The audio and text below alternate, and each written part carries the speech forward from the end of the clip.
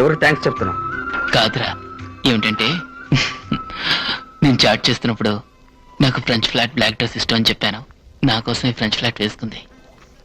ఏయ్ కహాని చెప్పకు. ఇప్పుడు నీకు నచ్చింది ఏమైనా ఉంటే చెప్పు, రేపు చేస్తుందా లేదా చూద్దాం. చెప్పండి, మీకేది ఇష్టమో అది చేస్తాను. ఫ్రెంచ్ ఫ్లాట్ అందంగా ఉంది, ఒక రోజా కూడా పెట్టుకుంటే ఇంకా అందంగా ఉంటుంది.